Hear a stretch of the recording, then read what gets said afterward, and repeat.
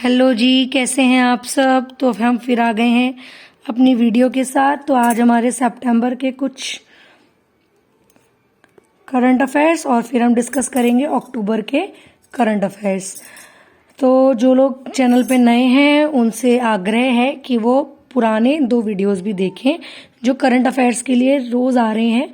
ये आज हमारा तीसरा दिन है जिसमें हम सितंबर के करंट अफेयर्स और कुछ अक्टूबर के करंट अफेयर्स लेके चलते हैं, जिससे हमारे दोनों मंथ के करंट अफेयर्स इजीली क्लियर होते रहे। आज हमारा पहला है एंटी ट्रस्ट लॉ पे।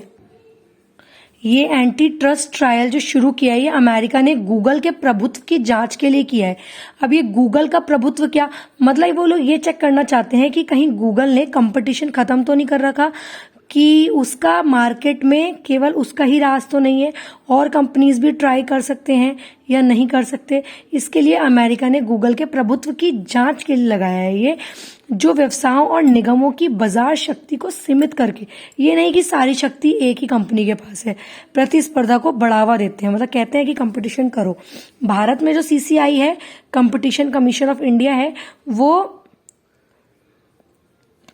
मतलब जो भारत में एंटी ट्रस्ट ट्रायल है वो सीसीआई के कंट्रोल में आता है ना। उसको competition commission of India control में लेती है जब भी किसी कंपनी के ऊपर एंटी ट्रस्ट ट्रायल लगाना हो, और इंडिया में इसकी स्थापना 2002 में हुई थी। ठीक है, अब हम नेक्स्ट पढ़ते हैं G77 प्लस चीन शिखर सम्मेलन। ये जो G77 है ये 15-16 सितंबर को क्यूबा में हुआ था। आप सबको पता होगा कि क्यूबा को पहले चीनी की कटोरा कहते थे, क्योंकि वहां पे सबसे ज्यादा चीनी होती थी। लेकिन अब ऐसा नहीं है, वहां पे सबसे ज्यादा चीनी नहीं बनती है। अब चीनी का कटोरा कौन है इंडिया वर्ल्ड का? अब वर्ल्ड का चीनी का कटोरा है ब्राजील, क्योंकि अब वहां पर सबसे ज्यादा प्रोडक्शन होता है चीनी का। ठीक है, 15-16 सितंबर को क्यूबा की राजधानी हवाना में G77 प्लस चीन शिखर सम्मेलन हुआ था। अब ये प्लस चीन शिखर क्यों कहते हैं? G77 को G78 कर देते। इसका ये है कि चीन उसके साथ भागीदारी तो करता है इस समिट में, लेकिन अपने आप को पूरी तरीके से G77 का हिस्सा नहीं मानता, क्योंकि ये विकासशील देशों का नहीं, विकासशील देशों का है ये सम्मेलन। जो देश अभी विकास कर रहे हैं, विकसित नहीं है। तो G77 प्लस चाइना समिट हुआ था 15-16 सितंबर को। इसमें 100 से अधिक देशों ने भागीदारी की और 30 से अधिक देशों के राष्ट्राध्यक्ष या शासन अध्यक्ष वहां पे आए थे। भारत की भूमिका क्या रही?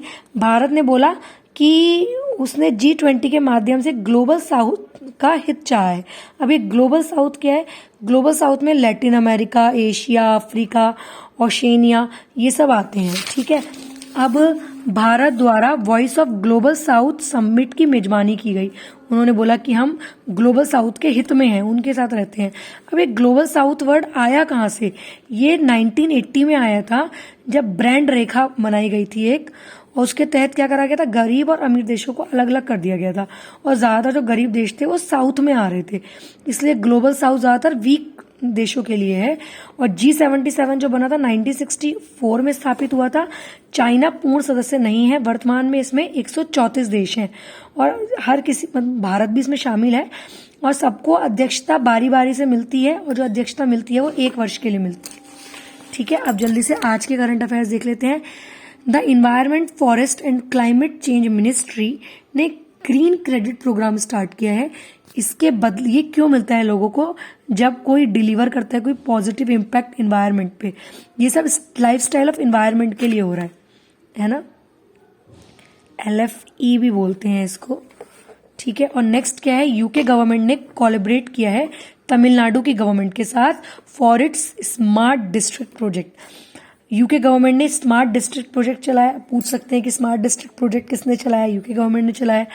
अब उसका क्या एम है? उसका एम है कि वो सस्टेनेबिलिटी चेंजेस, मतलब जो चेंजेस हो रहे हैं, तो वो सेंसर्स, मतलब क्या करेंगे, वो डिस्ट्रिक्ट में सेंसर्स लगाएंगे, जिससे उनको क्या मिले, रियल टाइम डाटा मिले कि वाटर कहाँ वेस्ट हो रहा है, या वेस्ट मटेरियल का उनको रियल टाइम डाटा मिले, और उससे वो क्या करें, वहाँ की इन्वायरमेंट क्वालिटी को क्या कर सके, इम्प्रूव कर सके।